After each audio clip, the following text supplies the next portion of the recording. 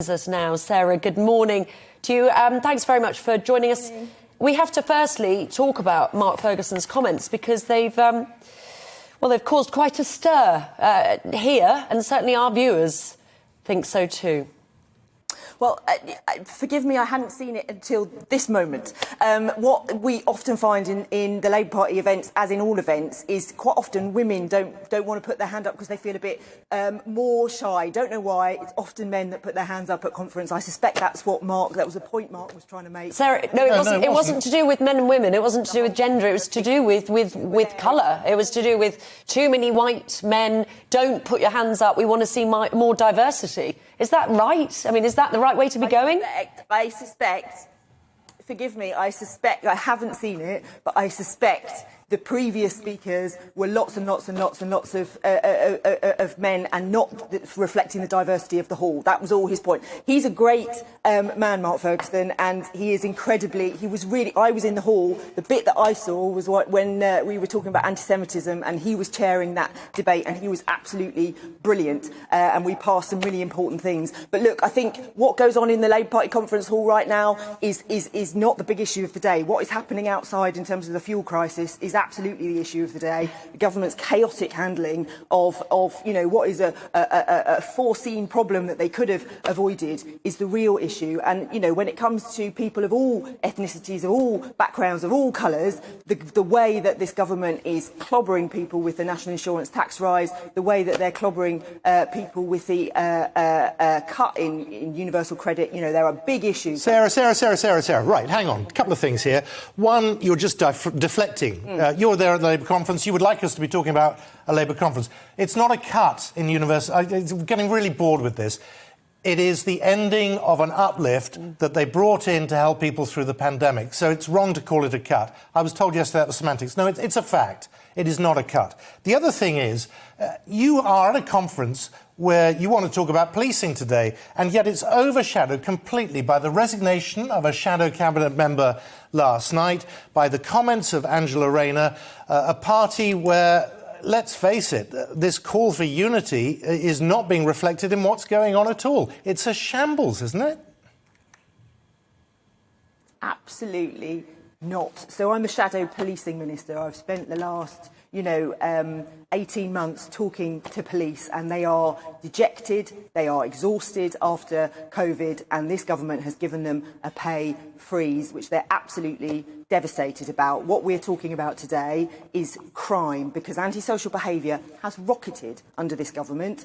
Only 7% of serious violence even gets to the point of prosecution. Crime rates are rising, and we want to do something about antisocial behaviour in particular because it's a real scourge and there is not enough being done. So we want to see neighbourhood policing. We want to see police hubs where people can come and talk about antisocial behaviour, talk about the issues that they face, and make sure that actually they're dealt with, because at the moment they're not taken as seriously as they should be, and we need to make sure the police, local authorities are coming together and they've got the tools they need. So being able to close down houses where drugs are being dealt, for example. I get that in my constituency. I'm sure you've come across people who've talked about how awful that can be. We need to make sure we can close those places down and take action. So we're talking about the serious issues that people care about today, because, the number of people who say that they never see police officers on the street has doubled in the last 10 years. And that's a really important issue. People do not feel safe,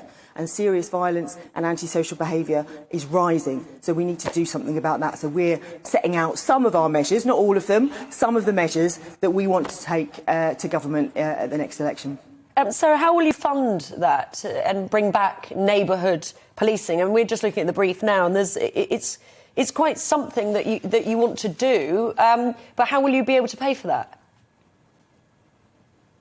Well, so this is the start of a series of announcements we'll make before the election, right? And this is the first peace. And what we're saying is the government want to build a vanity yacht, costs £200 million, and the costs of running it are £80 million over the lifetime of a parliament. So we are using that money to set up these police hubs and to make sure people can visibly go somewhere, talk to someone about the antisocial behaviour that they're seeking to address, that there are organisations coming together so they can tackle it. So we're tackling some of the visible antisocial behaviour, you know, things like graffiti, which really do blight neighbourhoods, as well as the more serious issues like drugs being dealt on our streets and in some of the homes in our neighbourhood. So this is the first part of what will be a proper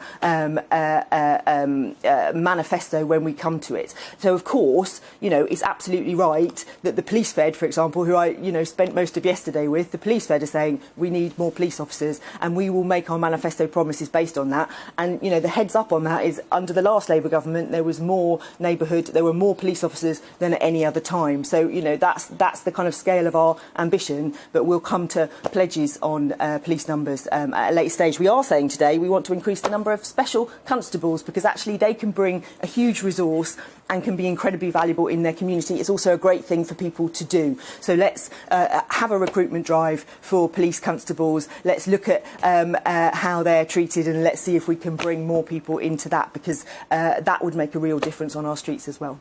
The Prime Minister has promised £15.8 billion extra in policing. That would be an increase of, what, £636 million compared with the previous year. That's a rise of 4%. We're nearly back up at the police levels of 2010. I mean, it's wrong to give the impression that the government is not taking this as a serious issue. No, absolutely not. We're 8,400 officers fewer than we were at the moment when this government came to power. We are 7,000 fewer PCSOs. You remember those lovely PCSOs that were the eyes and ears in our neighbourhoods that the government has just decimated?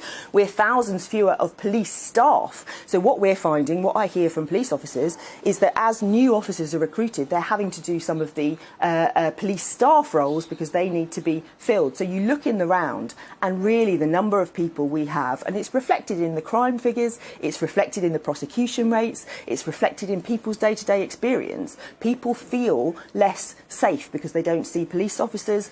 Prosecution rates have plummeted. We've talked about this a lot, but you know, if you report a rape, only 1.6% of those cases end up in a charge, let alone a prosecution. There is a lot of work to be done. This government over 10 years has pulled the rug out of policing, and there's a reason why the Police Federation have lost control, lost confidence in Priti Patel. You know, it's not just the cuts, it's also the way that they've been treated, and they really are exhausted and asking, you know, for help, because at this point in time they're working really hard, they've got a pay freeze, they're dealing with increasing crime, and they need more support.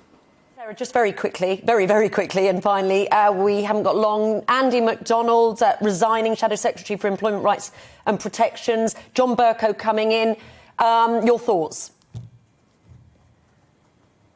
Well, I mean, Andy's great. I know him. I worked with him when he was Shadow Transport Secretary, in particular, about some projects that we want to do in Croydon. But, you know, people disagree over policy, and these things sometimes happen. And it's a shame, but we move on. And we need to focus on the crises of the day, which is what's going on in our forecourts around the country. You know, talking to the police last night, the police are saying we need to make sure we've got petrol in our cars so we can go about our business. That's what we need to be focusing on, I think, today.